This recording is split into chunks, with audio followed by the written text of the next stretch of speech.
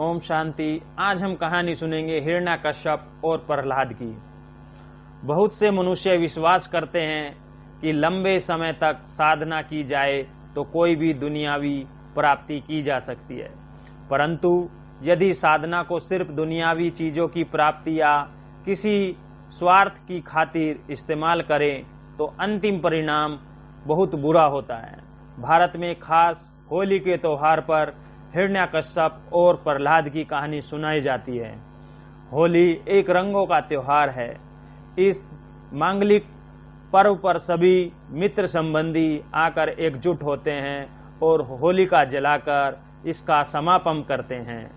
यह कहानी पौराणिक कथा पर आधारित है, जिसमें विष्णु अवतार लेते हैं नरसिंह रूप में, अर्थात अर्ध मनुष्य और अर्ध पशु के रूप में। बहुत समय की बात है, दैत्य राज हिरण्यकश्यप बुढ़ापे से, बीमारियों से और दुश्मनों से सदा के लिए बचा रहना चाहता था। वह अमर बन पूरे विश्व पर राज्य भी करना चाहता था। राक्षस होते हुए भी वह शिव भक्त था।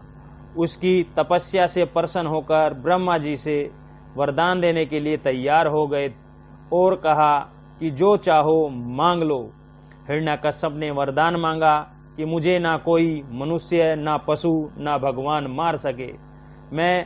ना मैं अंदर ना मैं बाहर मरूं, ना रात में ना दिन में, ना आकाश में ना जमीन पर, ना किसी अस्त्र से ना शस्त्र से मरूं।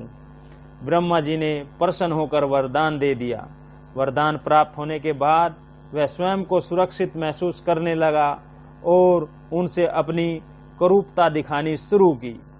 उसने सभी देवताओं की पूजा पर रोक लगा दी और अपनी पूजा कराने के लिए सबको बाध्य करने लगा। प्रहलाद हिरण्यकश्यप का छोटा पुत्र था, जो भगवान विष्णु का बहुत बड़ा भक्त था। जब हिरण्यकश्यप ने यह मांग रखी कि उनकी पूजा की जाए, प्रहलाद ने ऐसा करने से मना कर दिया और कहा, भगवान सिर्फ एक है।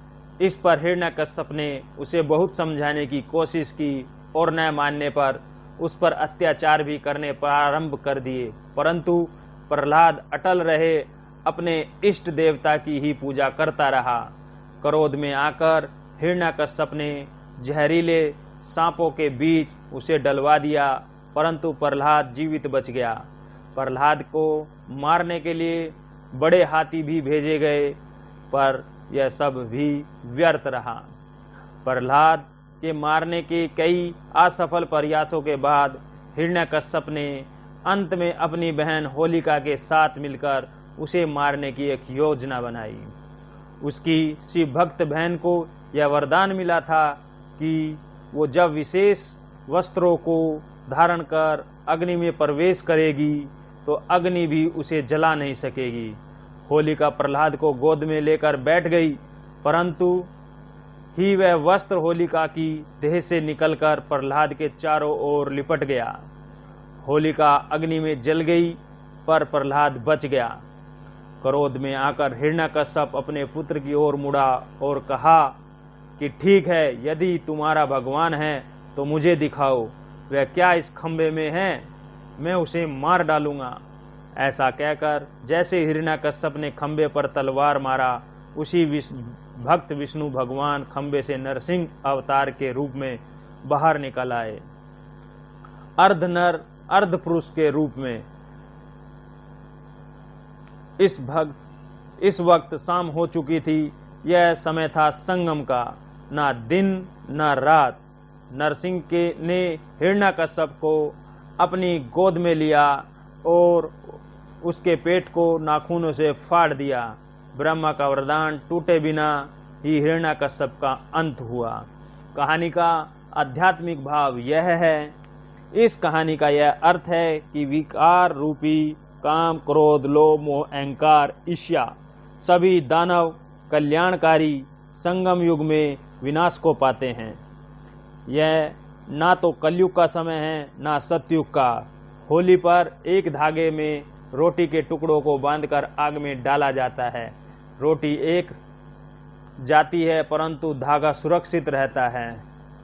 रोटी पक जाती है परंतु धागा सुरक्षित रहता है, उस समय घटना की याद दिलाती है जब पुरानी दुनिया विनाश को प्राप्त करती है और प्रहलाद अर्थात अविनाशी आत्मा बच जाती है। होली में होलिका बनाकर उसमें सारी पुरानी चीजों को जला देते हैं। यह निशानी है कि सत्य की सदा असत्य पर विजय होती है। नरसिंह प्रतीक है परमात्मा शिव का, जो इस पुरानी दुनिया में आकर विकारों को दूर करते हैं।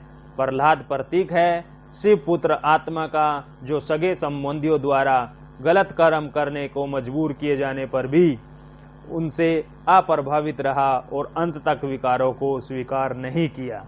अच्छा, ओम शांति।